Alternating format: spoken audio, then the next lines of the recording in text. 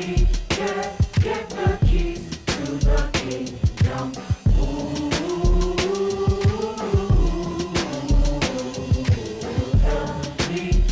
First record I got was Eric B. and Rakim, Paid in Full. Fighting it'll make you choke, you can't provoke, you can't cope, you should have broke because I ain't no joke.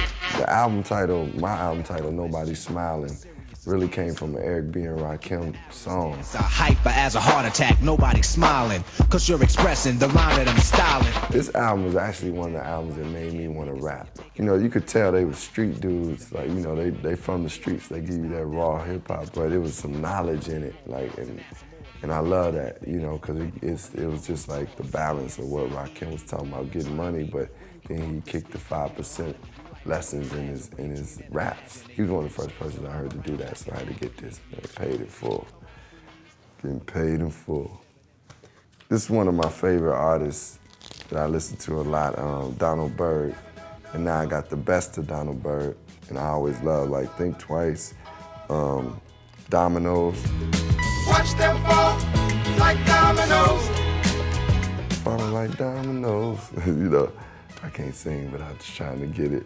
And Stepping into Tomorrow is another song I used to always love from Donald Byrd, so I had to get the best of Donald Byrd.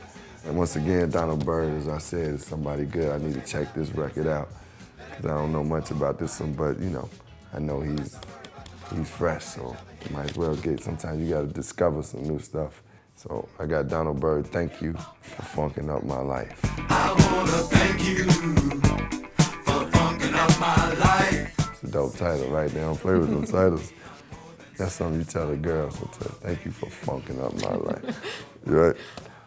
This is a record that means a lot to me. Minnie Riperton, Perfect Angel, who happens to be from Chicago. The reasons for my life are more than I can hold. But all the sweet delight to sing with all my might, to spark the inner light of wonder burning bright. Yeah, I love her, and I get this music, and it got Perfect Angel, and it got Loving You, which is one of the most famous songs. Minnie Riperton is incredible, so a lot of guys that did beats when I had this record. So I got Perfect Angel. This album right here I had to get because this is like, this monumental in my hip hop journey, hip hop love for hip hop, like just learning to be what hip hop was about. And this is NWA, Straight Outta Compton. Straight Outta Compton is a crazy brother named Ice Cube from the stupid dope gang with an attitude. When I'm caught off, I got a sword off, kick knowledge and bodies all hauled off. This album really like contributed to me loving hip hop, to me going out drinking 40s or Old English, and also just wanting to hang out. It never got me into wanting to wear Jerry curl, but it did help me to just want to rap raw, and like they influenced me a lot. NWA, Straight Outta Compton, one of the best hip hop albums ever made. Yeah. Speaking of that, definitely a classic that sometimes gets overlooked. Pharcyde, Bizarre Ride to the Pharcyde. Now in my younger days I used to score a shag. When I went to school I carried lunch in a bag with my apple for my teacher, cause I knew I'd get a kiss. Always got mad when the class was dismissed. It's a classic because it was something really fresh and unique about what they did. I had to pick this up. This is one of the albums I used to play, and one of my good friends named Dart, he used to always love them. He was like a street dude that just still loved the Pharcyde, you know, so their music had so much soul, it reached out people from different walks of life. I messed with this record, Bizarre Ride to Pharcyde. Yeah, I dug to get that. This, for me, is probably one of, it's usually, I say it's my favorite hip hop album ever made. And it may still resonate that way. It definitely changed my life, changed the way I rap. Illmatic, Nas, Illmatic. I sip the Don P, watching Gandhi till I'm charged and writing in my book of rhymes, all the words past the margin. I look at this, and one of his sides of the album was 40 side north, and then the 41st side south. That was the B-side.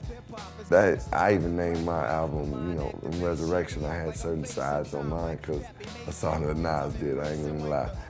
Yeah, I got to shout out Nas, he one of the greats. One of my favorite MCs for sure. This is an album that's really monumental. I thought it was very unique. The artwork was, you know, his photo was kind of raw. I liked that he had that. And I'm talking about Mos Def. So close to you, so close to you. One song I think in particular why I really needed to get this is because Umi says, I could play that anywhere and it just people just like, what's that? Or, man, I love that song. I could be like in any type of venue and they love that. Like, it's just something about it. What is that? Shining light on the world to see. This one is that. I had to get this in my collection because this is this is a classic in itself too. So I got some classic hip hop and when I went digging, this is what's in my bag. And I'm ending it off with Mos Def, Black on Both Sides, Love. I wrote this on my born day, it was a warm day. Niggas gotta eat, we gon' do it gourmet. I'm hearing fucking voices, like when porn play. Stay on your grind, like foreplay. What more can I say? Diamonds Amoeba.